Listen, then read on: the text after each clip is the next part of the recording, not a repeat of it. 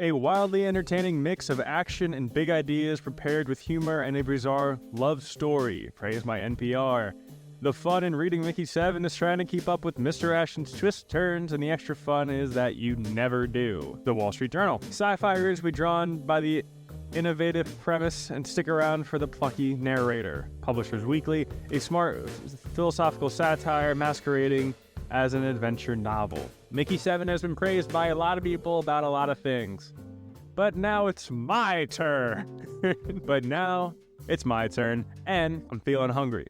Welcome to episode 23 of Eat the Blank Page. My name is Victor Rowe, author of The Doppler House, available on Amazon and through the link tree in my bio and down below in the description if you're watching on YouTube. We're back! So in prepping for this episode today, I realized I never read the back of Mickey7's book, the back blurb, where normally I would actually read that first as part of the intro. Most of what I have to say about Mickey7 is because I didn't read the back blurb. It's a bit of a new format. For those of you who are jumping over from the last version of Eat the Blank Page, that was more of a test for what we're doing now, is reviewing books. I know, very original and creative, but I feel as I have something to say about titles that most other people wouldn't be able to say, whereas I'm an author. Like I said, link in the description for my new book that just came out. I see so many books on the shelves of Barnes & Noble or at libraries or just little bookstores that I go and visit that I don't know anything about. I haven't seen anything about them, and they have very original ideas, very creative souls. And so that's what I really want to do. It's what I really want to talk about, are these stories that no one else talks about. Whereas Mickey7 has, I think it said Mickey7 by Edward Ashton has 14,404 ratings on Goodreads. It has an overall 3.75 on there as well. And by this little spot on the corner, soon to be a major motion picture. Like, that's awesome.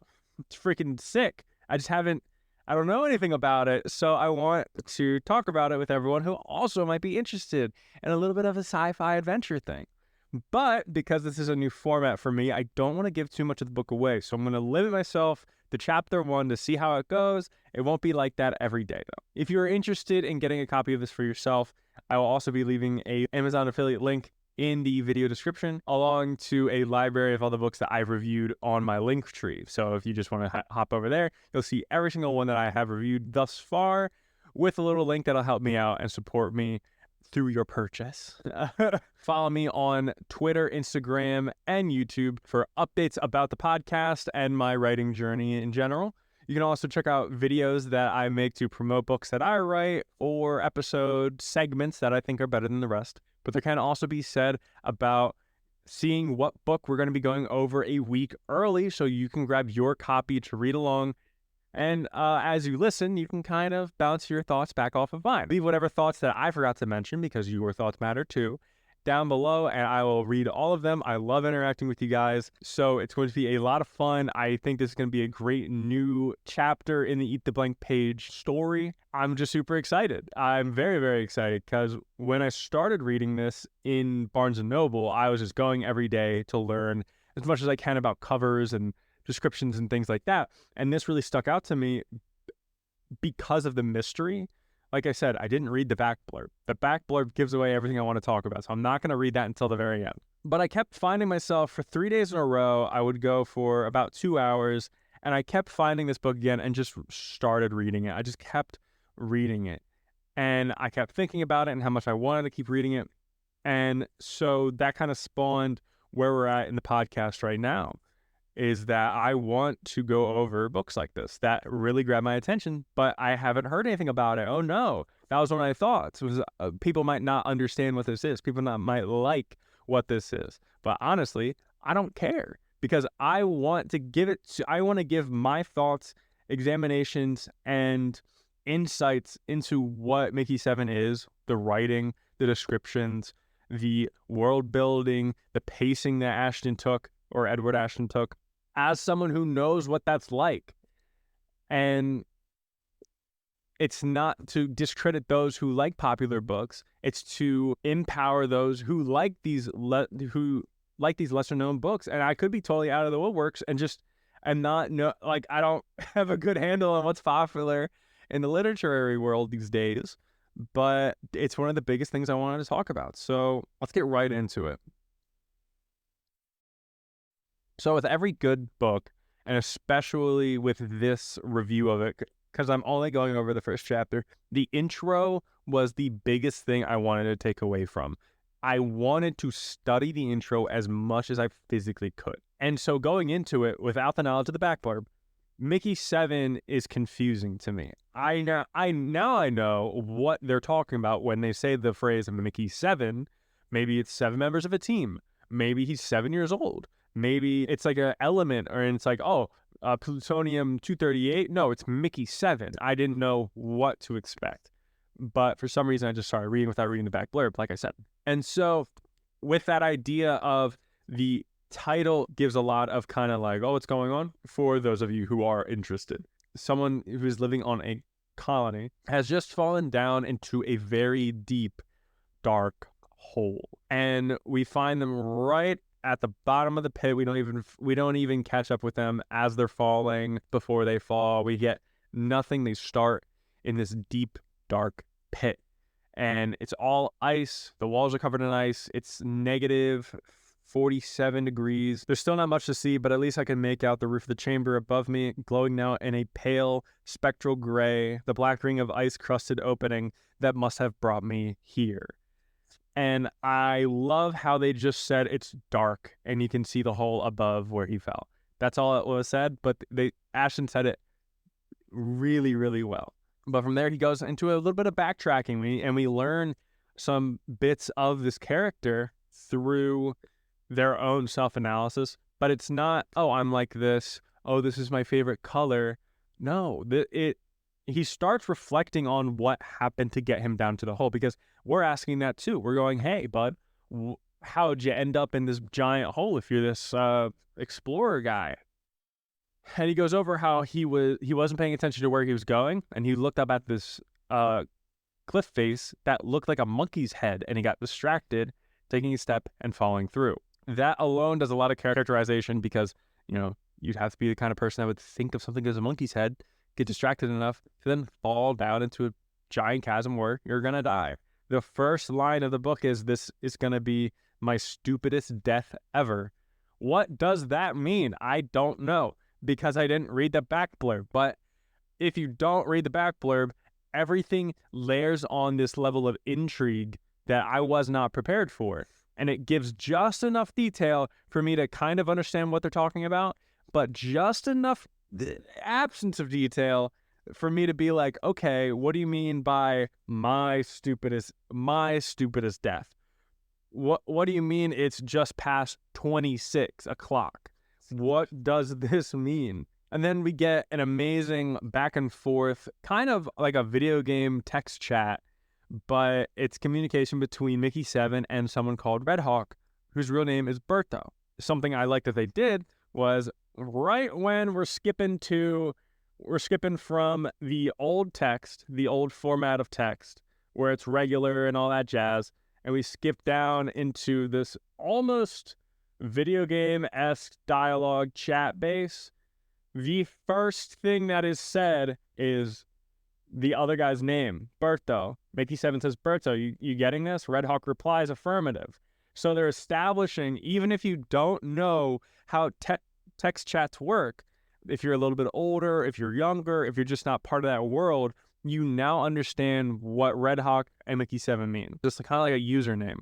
And I'm sure it's such a simple little thing that no one really cares about, but as someone who looks at the format very intently, I think that was a really cool thing to do, because it leaves no questions on the table for understanding how to read the story.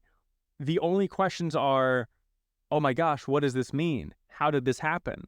What do you mean this is going to be his stupidest death? But we're not confused on how to understand the story as it's unfolding. Taking in the story needs to be perfectly clear, and they're keeping that very consistent. But what's going on in the story, it's not confusing, it's intriguing, and there is a difference. So going forward, we kind of understand Mickey's situation, not where he's at, but in his life where he's at, his position, his job, and how it's viewed through other people through Berto. And we get this amazing little back and forth right after Mickey asks, "Are you coming with me?" Where Mickey asks, "Any chance you're coming for me?" Red Hawk replies, no. Mickey says, "Seriously?" Red Hawk replies, "Seriously, ... why not?"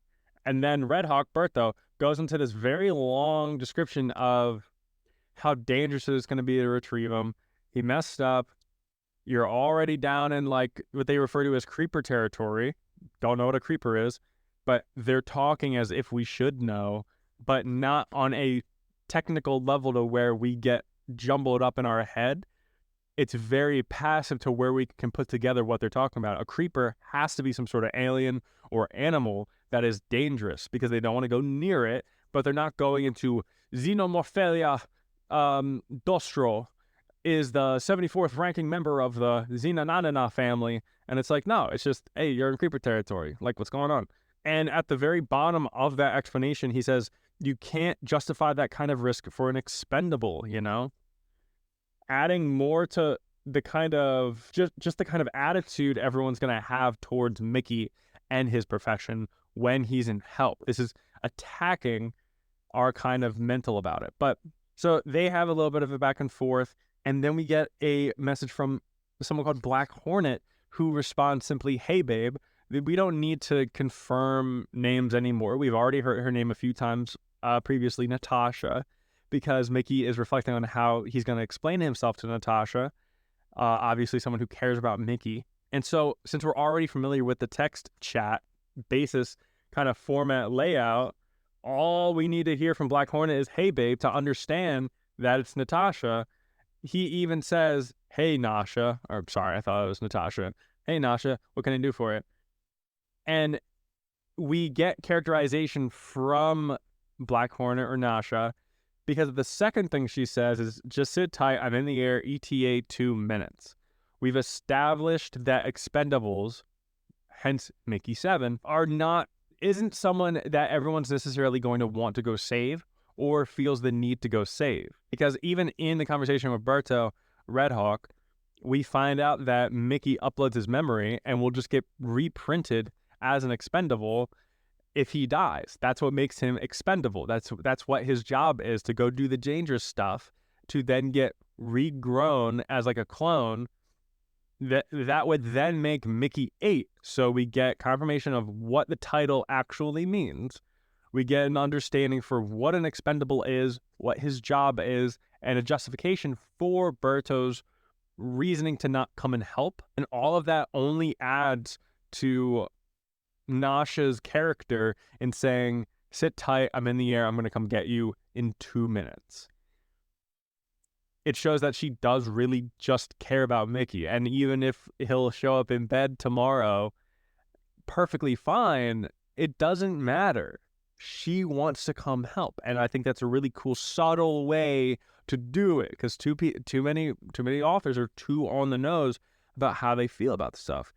But what Edward Ashton does is he'll give you some back and forth between two characters and then go into Mickey's dissection of his feelings like at that point. And while that might seem obvious, it's not for a lot of people, where Mickey's like, "Hey, don't worry about coming and get me. You're fine. Like, chill. I don't want you to get hurt." And at first, Mickey is like, "Yeah, sure, come and get me." But we get a little bit of internal dialogue. We get a little bit of internal battle within himself, and shows where his priorities are. Mickey shows where Mickey's priorities are in wanting to keep Nasha safe, because she won't come back in the morning if she dies. So he's like, "Yeah, come get me." And then he has a whole paragraph about hope. This is all about hope right here. I know you can't read it, but it starts off, hope is a funny thing. 30 seconds ago, I was 100% sure I was about to die, and now I wasn't really afraid. But he decides, he's like, "Hey, don't come and get me, you're fine." And so there's some back and forth. They talk about how he's going to kill himself without actually saying the phrase kill himself. And it gets to a point where he's going back and forth, but he decides, you know what? It comes to a very like moving few passages about his experience as an expendable, his experience as a consciousness uploaded to a printed body, understanding that he is not the original, and the original died 6 iterations ago, making him the 7th iteration, and how he's afraid of the 8th iteration coming to fruition because he doesn't want that. Like he thinks he's gonna know that he's the 8th and he's not going to be okay with it, and he knows it's not going to be him to such a degree where it destroys him. So he stands up and he starts explaining where he is.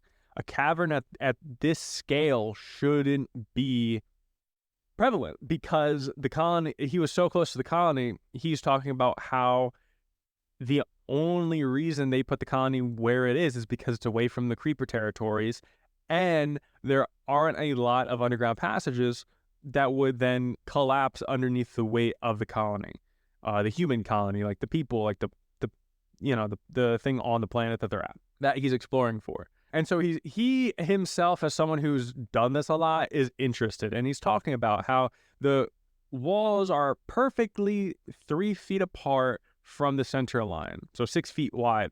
It is perfectly circular. Another weird thing. Caves don't normally form like that.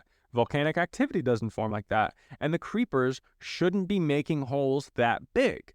So all of the possibilities are kind of being X'd out. What's going on? He walks a little bit further and a little bit further. And for a good few, I think he said 8 hours, for a very long time, he's walking through these tunnels, these networking tunnels that kind of spread. And he's trying to just find the ones that slope just a little bit up, just so he can get back up to the surface, because he has no idea where he is. He's lost. He can't see anything unless it's through his thermals. So he's wearing this suit that they describe only through his interactions with it. So when he needs to chat with someone, he blinks up a screen. He doesn't hit anything with his hand. He doesn't think anything.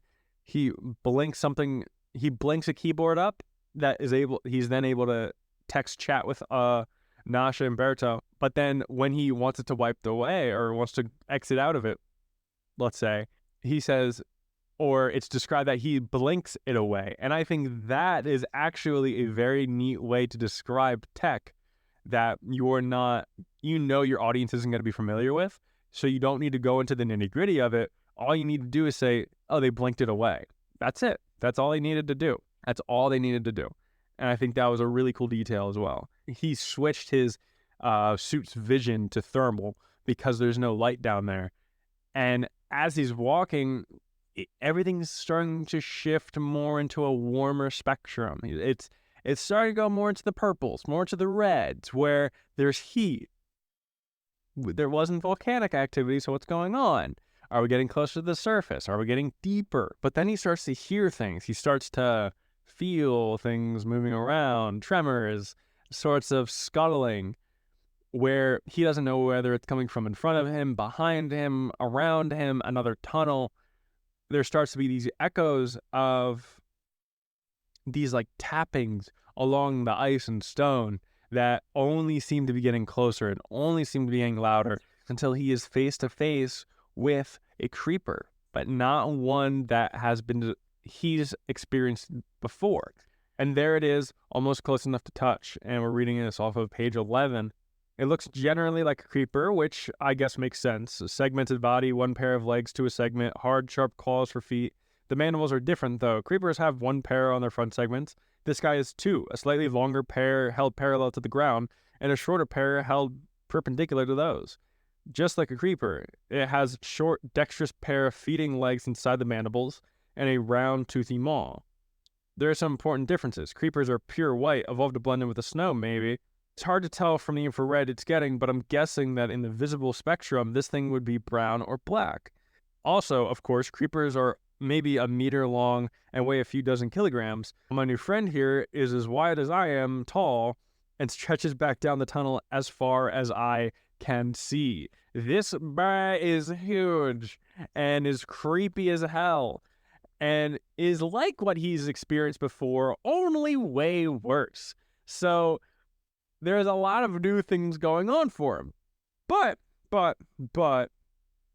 he makes this analogy, right, that really just hit home the feeling of the moment. So what happens is that this giant creeper, right, snatches him and holds him above its head in its mandibles, these giant, if you ever seen Pinsir from Pokemon, the mandibles on top of his head, that's what mandibles are. These big things that chomp on things, chomp on prey usually to then eat, where it describes it has a pair of feeding arms within its mandibles, its maw or whatever it says. Those are to then grab what has been snatched by the mandibles to bring into the mouth. It's a feature very common in bugs, actually, where you get that kind of insectoid description with a segmented body, a pair of legs to each segment, and sharp claws for feet. That's not a horse. You know what I'm saying? You know what I'm saying? That is a giant freaking bug that is longer than he could possibly see and as wide as he is tall. That is a huge mamma jamma. Okay? But what happens is that he gets clenched by these mandibles, and at the end of the mandibles, they're actually more finger-like, where it's like normal-sized human fingers that clamp onto him and are holding him. And it doesn't eat him. It goes on to then just scurry for so long he ends up nodding off at some point, or he gets close to it. The matter of fact is that it is hours this thing is running with Mickey, not eating him, not killing him, not placing him in some sort of sack to then digest. It is odd. And he even notes on how it's odd, but the way Ashton really decided to show the feeling was through an old memory of Mickey's that I think it's very universally experienced. He says at that moment, and this is right when he's released back out into the wild, so the bug or the creeper picks him up, carries him for hours out of the tunnel system, throws him back out right next to his colony, and just goes away. Leave him be. If you have something in mind, this might be what he describes. At that moment, I suddenly remember being 9 years old in my grandmother's country house back on Midgard. It was a sunny spring morning, and I'd caught a spider in my bedroom. I scooped him up in my cupped hands and trapped him, ran down the stairs out the front door with his sharp little feet scrambling around and around in my palms. I crouched down in front of the garden, put my hands near the ground and opened my fingers as he scuttled away. I felt like a benevolent god. Through the hole in the wall, I could see the snow-dusted bulge of our main dome no more than a couple kilometers away.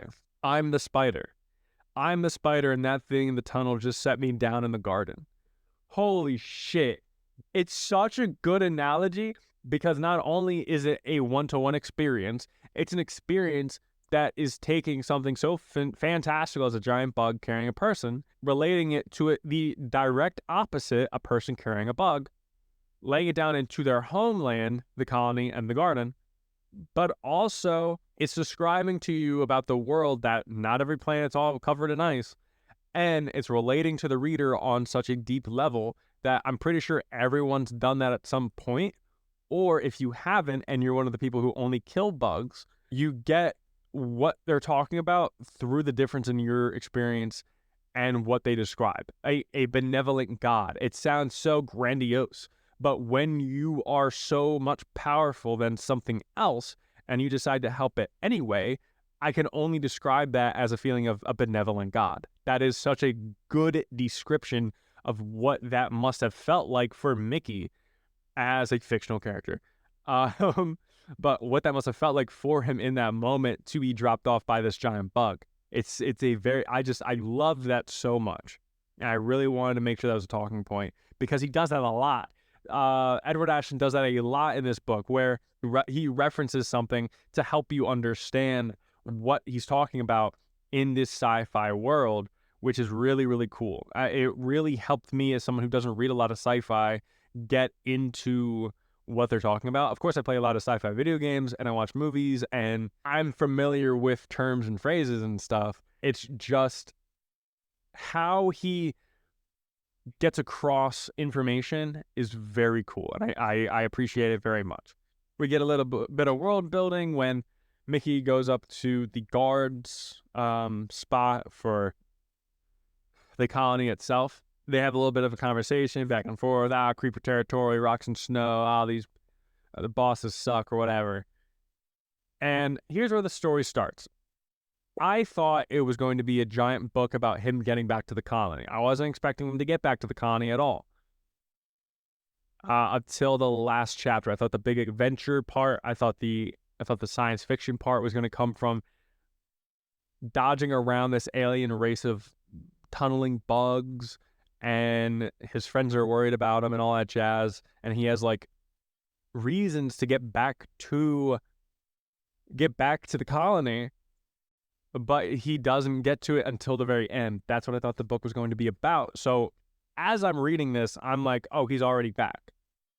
Where's the story? Because I didn't read the back blurb. Where's the story?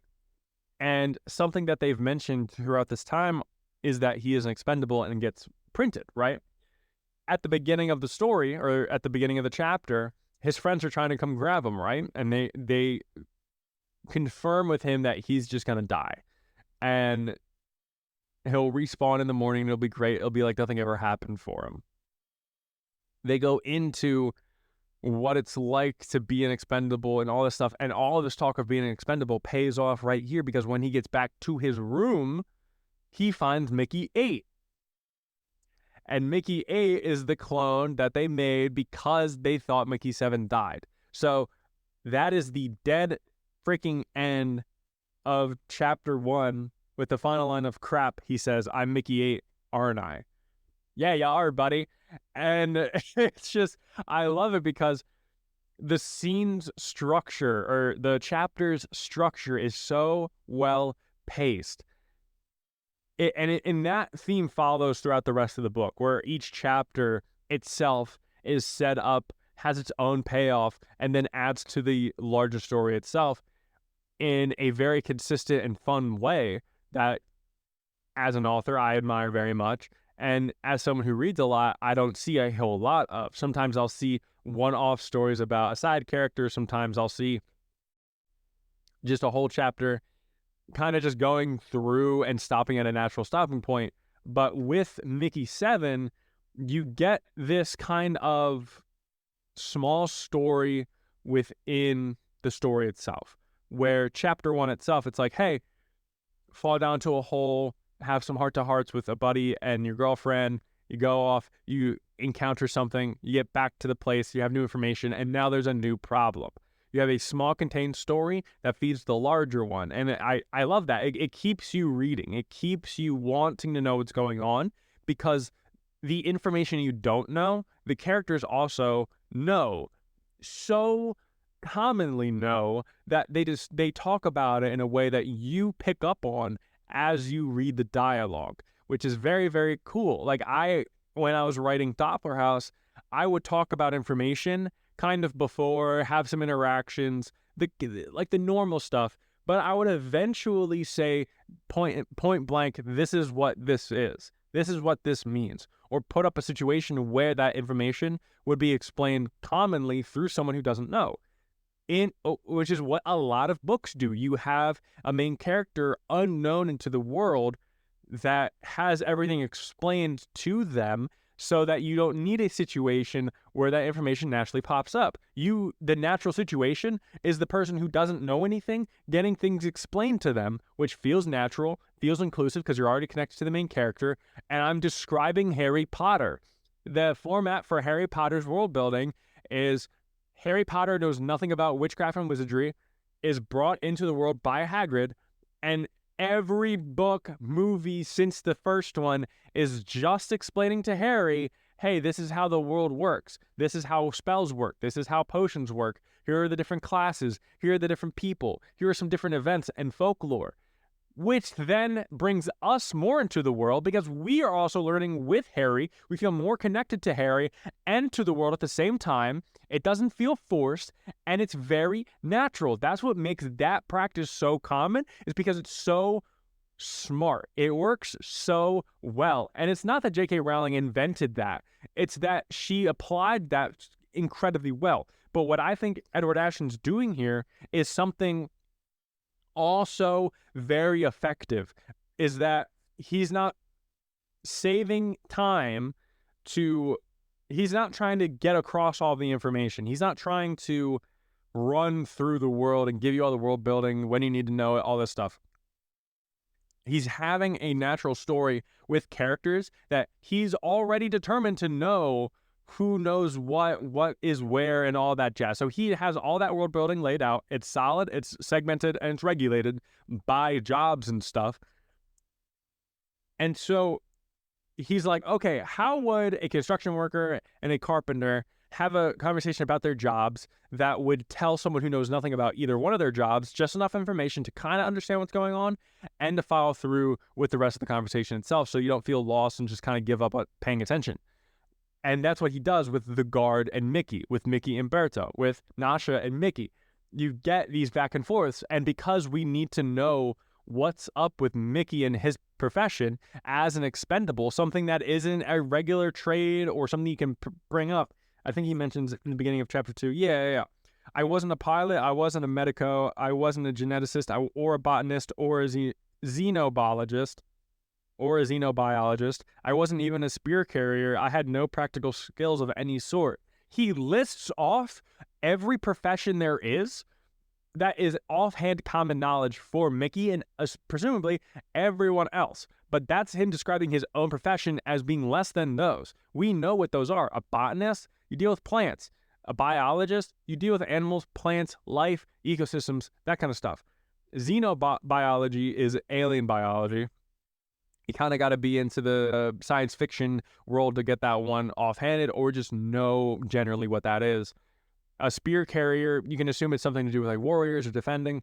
A pilot, it's a pilot. They fly stuff. A medico is a medical professional. A doctor, a nurse, a medic in a field. So, but we need to know what's up with expendables. So the 3 characters we have besides Mickey, we get half their job, half Mickey's job, but 2 of the 3 people only talk about Mickey's job. So we're getting details from Mickey on both conversations between Nasha and Berto about his situation and job, and we're getting their view on Mickey's job based off of their own work-life experience, which is very cool, because now we're not getting 25% from this person about their life and then 25% about the other person's life from the other person.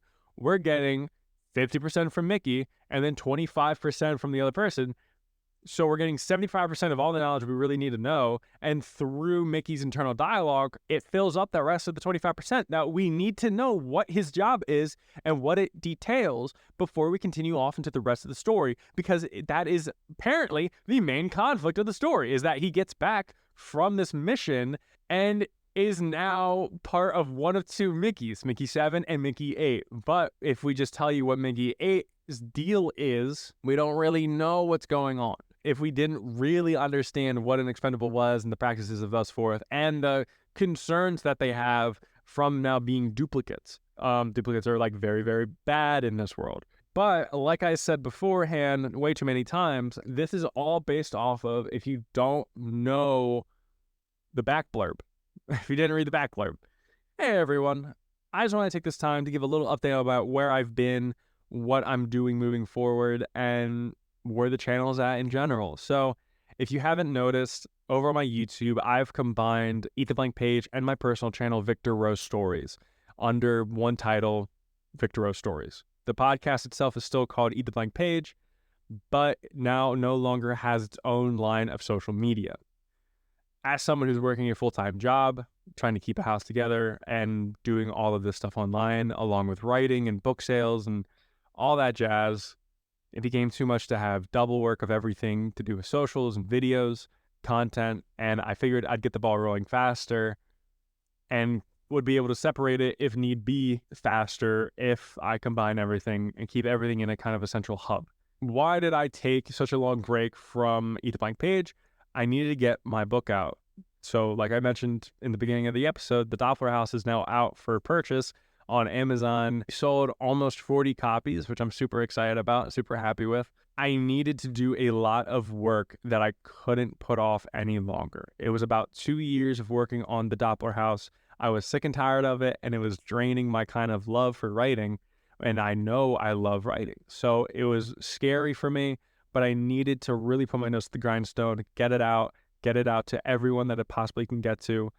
And I'm starting up the second book, not of the series, just second book that I'm writing at the beginning of August. So I'm doing this now, getting the podcast back up and running now, so that when August comes, I'll have a strong enough handle on it so I'll be able to make the podcast, continue writing, continue making videos, continue making talks, and sharing storytelling tactics, description tactics, insights from an author. Now I can actually call myself an author. I want Eat the Blank Page to be a place where people who love to read and write and just get into stories can go to hear what I have to say about the stories. And the only thing that makes me special is that I have written a book. I have gone through the process of figuring out cover design philosophy. I've formatted my own book. The only thing I didn't do for my book was make the cover art. That was it. Everything else I did myself. I'm a self-published author, which I know takes a little bit of credibility away from me. But as someone who's been through the ropes by themselves, I feel I have input to make on the stories that I read.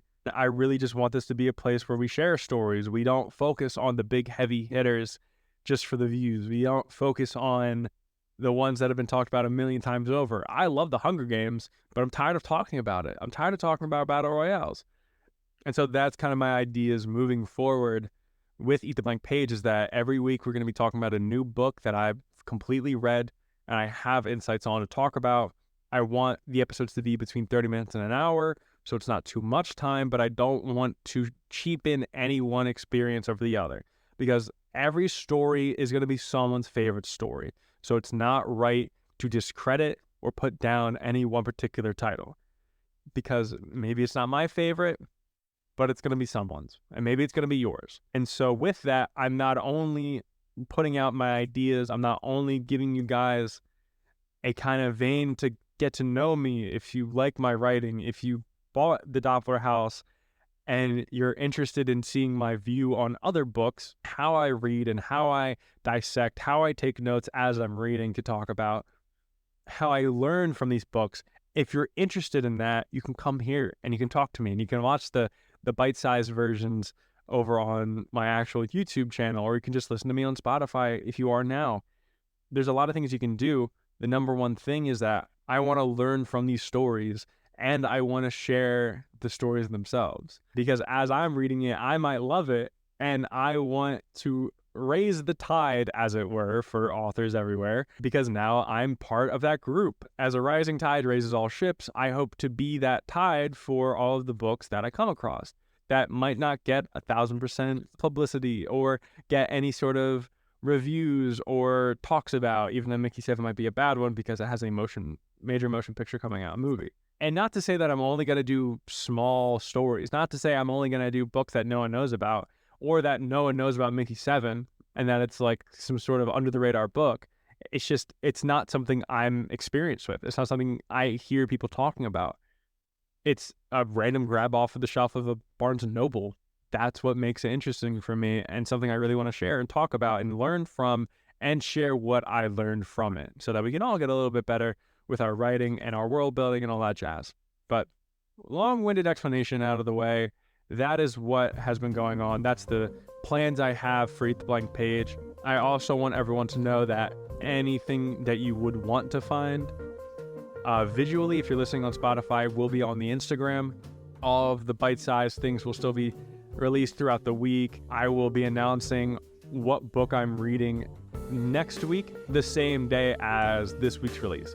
So I'm releasing this on Tuesday. I'm also releasing what I will be reading next Tuesday today, so that if you would like to, you can go buy your own copy, read it, and then when episode 24 drops, you know what's going on in the story anyway, and maybe I mentioned something that you didn't pick up on.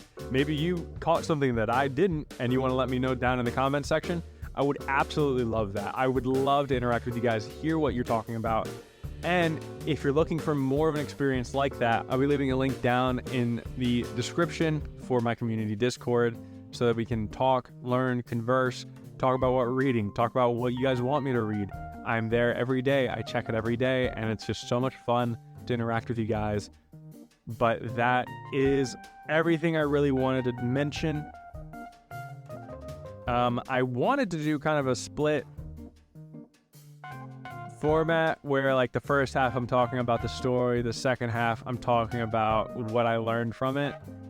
Didn't really end up doing that. I kind of mixed it together, which, you know, might just be the way we go about these things, but definitely let me know in the comment section if you have any suggestions on that or what you guys want to see. Just let me know. I'm a person here too. You know, I want to give you guys what you want. So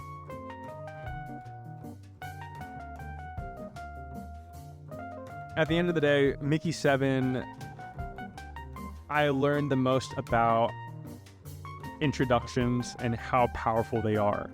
But for today, that was Mickey7. I highly recommend it. Everyone go get your own copy. But yeah, thank you for watching our grandiose return to Eat the Blank Page, episode 23. Here we go. Join me for next week, episode 24. I hope everyone has a wonderful, wonderful day.